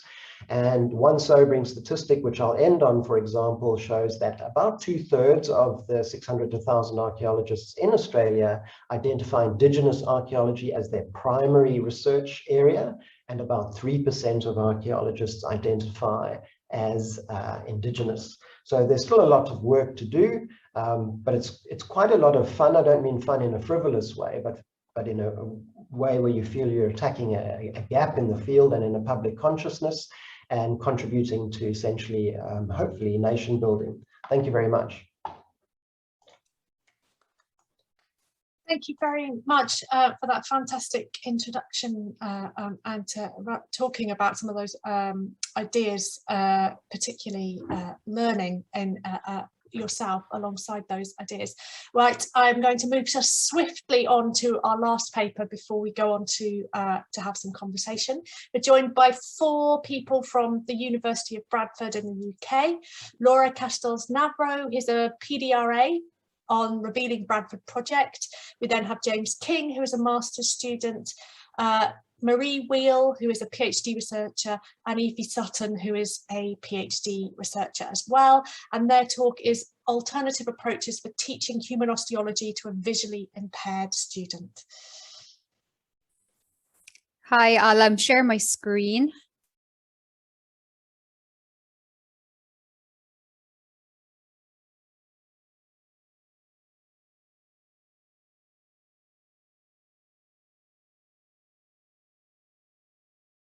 Can you see that okay? Yes, we can. Yep. Okay, great. Okay, thanks for that. So as Penny said, my name is Aoife Sutton and I'm a PhD researcher at University of Bradford. This presentation was put together by the 4 of us. However, just presenting today, it will be myself, James and Marie. Laura unfortunately could not be present to present today. Penny mentioned, we will be discussing the teaching approaches we took in assisting a module on human osteology within the Archaeology and Forensic Department at Bradford University. So first off, I would like to hand over to James, who's going to give a brief introduction to this paper. Perfect. Thank you, Aoife. Yeah, hello, everybody. My name is James King, and I'm a current student at the University of Bradford doing a master's course in archaeology and identity. And one of my modules was to do a human osteology course. I have a visual impairment, and one of the fears that I went into the module with was I genuinely believed that human osteology was extremely visual, and I wasn't entirely sure of how exactly I would be able to access it. My visual impairment is called macular dystrophy, which essentially affects the central part of my vision the most. So I've got no central vision at all, and I've got very limited peripheral vision. I've done a master's course, which implies that I've done an undergraduate degree. So I've been around at the university for quite a while, but I wasn't quite expecting the level of detail that the university would go into in supporting me in just a single module, because it did need quite a lot of support, as we'll go into in a moment. But as you can imagine, the reason we're doing this paper is because the university did an incredible job.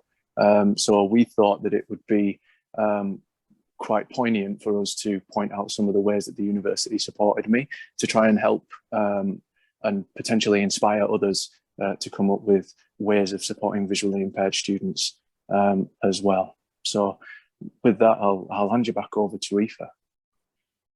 Thanks, James. So just before I move on to the next slide, I just want to give everyone a brief warning that there is an osteological human remains image on that screen. Let's just move on. Okay, so there are a few aspects of supporting James's learning of osteology on this module that I'd like to bring up. It was very much a matter of trying something and just keep trying until something worked for an individual student and for their needs within a learning environment. Firstly, we found that the generic plastic skeleton used in osteological teaching was somewhat useful when considering the general anatomy. As this module was going on during the pandemic restrictions, it was important that James was able to get access to skeletal casts that also illustrated the differences in osteological features when considering biological sex, when you're looking at the pelvis or the skull, for example. So Adrian Evans within the department took some 3D scans of comparative skeletons to print and to send to James to work on at home before we were actually allowed back into the lab face to face. This worked well for looking at comparative features, but as you can imagine, it did feel a little bit different to the real bone that you're handling.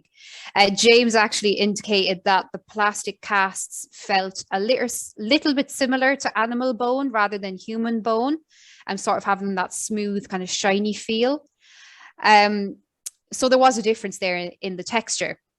The use of the casts at home was a great alternative to using online 3D models, such as the ones found on Sketchfab, which is what a lot of other people in the class was using at the time, because as I said, it was during the pandemic and we couldn't get in to handle the bones.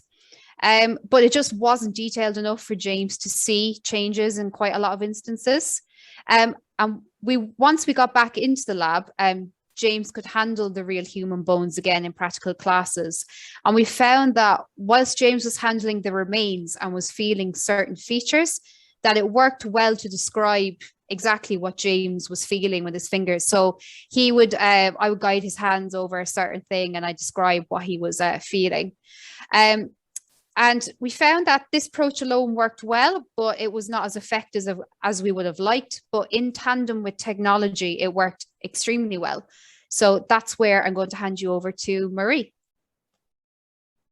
Oh, hi, everyone. So again, I'm a PhD researcher within the department, and I had the privilege of being able to work with James. So we did a lot of different things, and James is really great with, like, if something doesn't work for him, he will just tell you, because it's pointless kind of wasting everybody's time. So in the lab we have this big screen at the front of the room that's normally used for lectures, but we actually have like a plug-in handheld microscope that we're able to put into the computer, and then we can hold it up to bone so that he can see certain features, which works really well for some things. But if it's a smaller feature, such as like porosity or something on the bone, the microscope isn't stable enough for me to be able to hold it still and for him to be able to kind of center his vision to be able to see the feature. So for this, we then adapted it to taking pictures on phones and his iPad so that he could then zoom in and alter the image himself to be able to see that specific feature.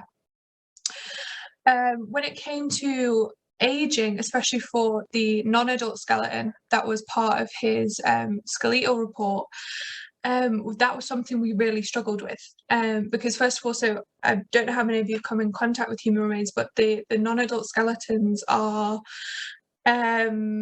they lack a lot of features because they're just really just not developed as much. So all of the features and things that James had trained to feel on the adult bones, they're there, but they're just much more subtle. So initially he wasn't able to pick up with any of it from a tactile approach. So we took on this comparative anatomy where he would feel the adult bones, feel the features, and then assess the non-adult bones. And it took a very long time, but he was able to identify and like interpret them in exactly the same way. It was just as a comparative approach as opposed to just being able to pick up and feel the bones. And then when it came to age estimations, because the teeth were so small, it was really difficult for him to be able to kind of form an image purely through touch. So we tried x-rays, and the traditional kind of x-rays where they're film x-rays and you put them on a light box just really didn't work. He wasn't able to see anything. So we took a digital x-ray, which was slightly better, but then I was able to go onto the computer and adjust the contrast. So as much as possible for him to be able to see the different densities. And again, he was then able to go in on his iPad and zoom in and see the different structures. So it's been, I would say, like a really fascinating experience to be able to adapt something that is normally really visual and take it to somebody who builds their own image through a way of tactile, and also in some cases just his own way of looking at things, which I always think is really interesting. So yes, I'll hand back to Aoife, I think, or James. Yeah, just going to hand over to James just to do a couple of conclusions. Yeah, no.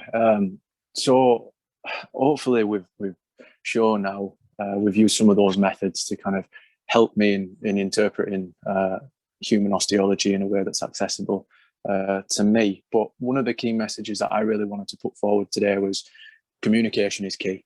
It's quite a cliche thing to say, but it really, really is. This was a collaborative effort between the four of us, but there were a lot more people involved, and I'll get onto them in a moment. But having that really good, clear, honest communication with a student, and from a student perspective with the people that are going to be helping the student, it really does benefit. And of course, once that is built and once that level of trust is there, solutions to problems keep coming thick and fast. And you'll soon find that something that you were struggling with maybe a month or two ago, it seems like something so trivial now, just because you can be open and honest and, describe perhaps what you're struggling with in a better way to somebody that you know, rather than somebody that's maybe a little bit distant or perhaps a bit even intimidatory in a lecture, a lecturer sense. Of course, sometimes that can happen. And that's not what we want. We would prefer a really open floor discussion between student and lecturer. And myself, Aoife and Marie really had that. And of course, Laura as well. It was a real privilege and an honour for myself as well, Marie, to work with you both, and yourself, Aoife, as well. And I think what I don't want as well is for people to go away from this thinking that what we've shown you is a prescriptive list of methods that definitely work, because everybody with a visual impairment is unique. So what works for me might not work for somebody else, because my vision is completely mine and nobody else can experience what I see. So even if someone might have the exact same condition as me, they might struggle in different ways. So yeah, we really don't want this to be a kind of golden nugget experience. We don't want you to take this as gospel, but they're just ideas to add to your tool bag. That's what we want you to get out of this. It's just things to take away and say, you know what, let's try this, let's try this. And yeah, thank you, Aoife. Can you do the next slide, please? Yep, just on to acknowledgements, and thank you to everybody. Yeah. Massive thank you to everybody involved. Joe Buckbury, the lab technicians, Josh and Mikey, Marie and Aoife and Laura, of course, from my perspective. but all the members of staff at the University of Bradford have been so supportive of me, and have been patient with me as well, and helping me create that honest relationship that has taken time to actually construct. But I think we're finally there now, where I feel like if I need the help, I can just be honest. Like Marie said, you know, I'm not here to waste anybody's time, because ultimately that's all we'll be doing if we're going down the wrong path. So thank you everybody for listening. We are open to any questions. Yeah, that's about it, I think.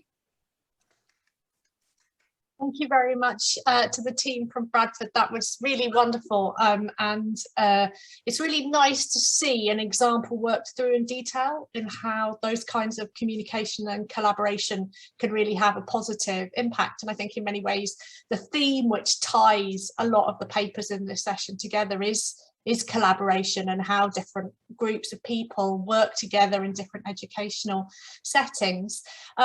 So we have some time now for discussion until about 6:05. I'd like to open the floor for discussion.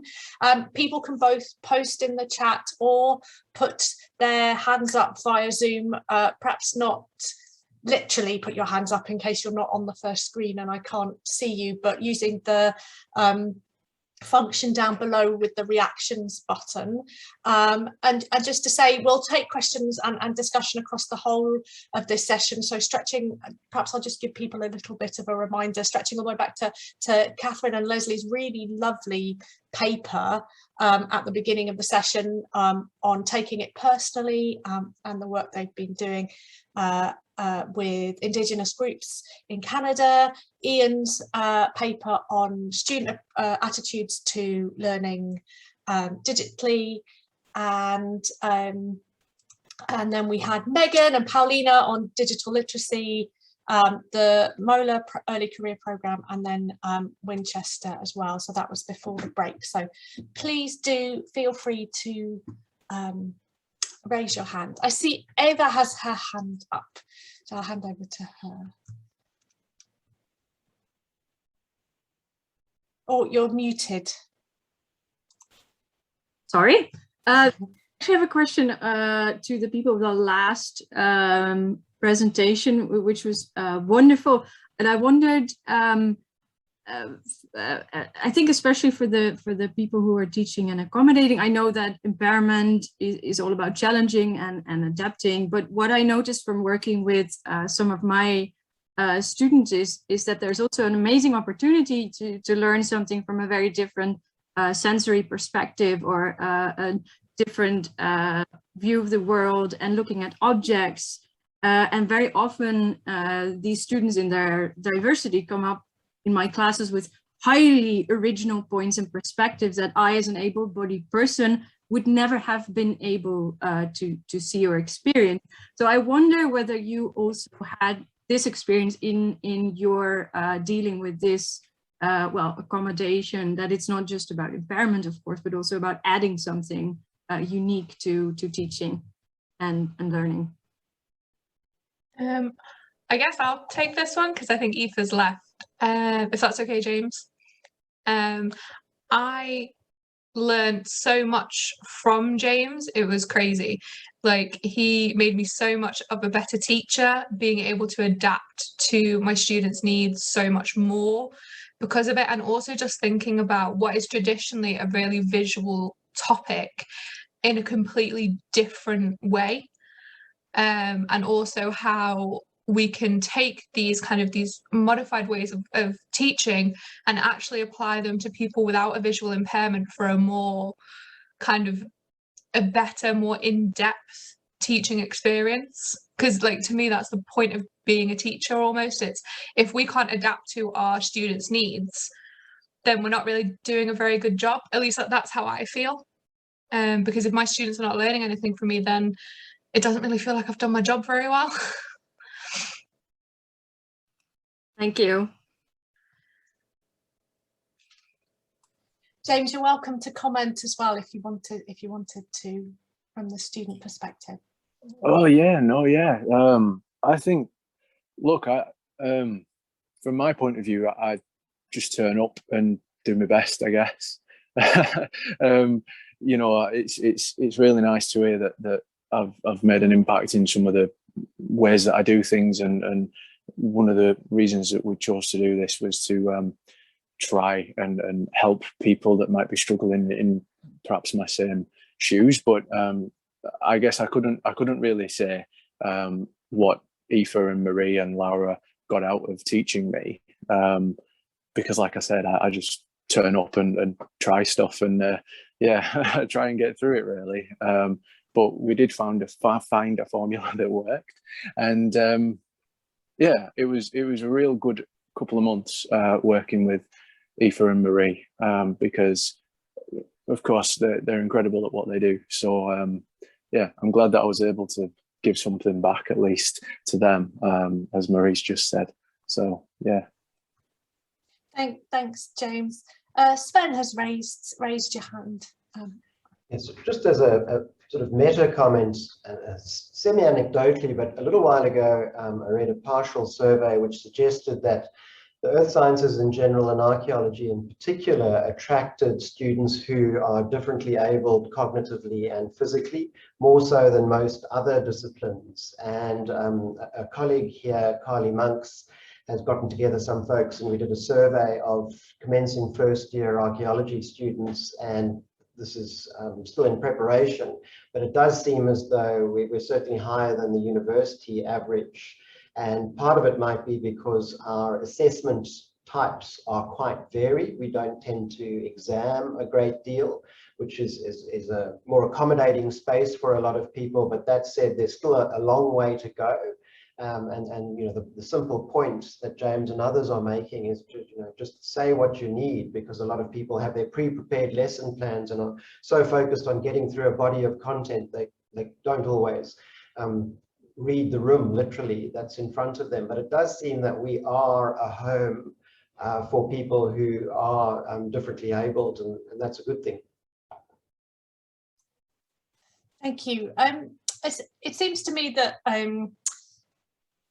that process of asking is about feeling like you have the right to ask, but also knowing enough about that context to say, I am actually going to need that, and kind of getting entry into that different cultural world, perhaps, where if you've not been in a higher education setting, being familiar enough with what that learning looks like, I think is a journey in itself. And for me, one of the things that stood out a little bit about this session is that sense in which it's a sort of collaborative process to understand that learning environment in different ways. And one of the things that really struck me about Catherine and Leslie's talk was where you talked about the different ways and times when people encountered heritage. And I just wondered whether you could speak a little bit more to that, and kind of perhaps the context and conversations that you have around I guess the timings and the ways in which heritage presents itself in your work.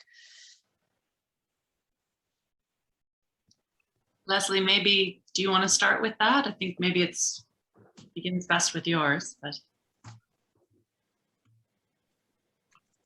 sure. So I guess for me, the conversation is that heritage is everywhere when we're looking at it. Recently, we were doing some workshops at a heritage center in Johaven, and we were really, and the staff there from the community hadn't been working there when the exhibits were put together. And so we're talking about materials and the meaning of them, and in a way to connect them to themselves, right? And so, but even beyond that, by how the community is set up, the different sites around the community, just going to, you know, visiting an elder's cabin, there's sites all around it. And so we were talking about how that's heritage and what that means to them versus how an archaeologist may look at it, right? But like where my goal was really to kind of focus on this is yours, because in this environment, like I was trying to convey, archaeology has really been separated as something out as a Southerner's domain, to kind of look at how they interacted with it today. So not just what it meant in the past, but what is this today? So what does this signify to you, or how, yeah, it continues and forms that space. Yeah, I'm not sure if I've answered the question, but that's what came to my mind. And can I just add a quick point?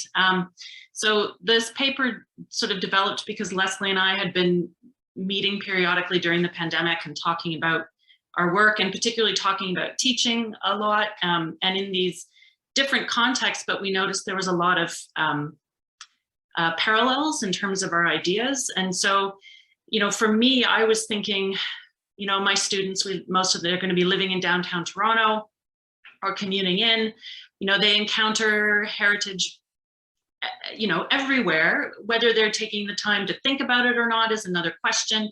For some people, the history, the public history they encounter, yeah, it may just wash over them. They may not be cognizant of what it's actually, the statement it's making. For other people, they may be very aware, and it may be, you know, alienating at best. Like, it may be very offensive.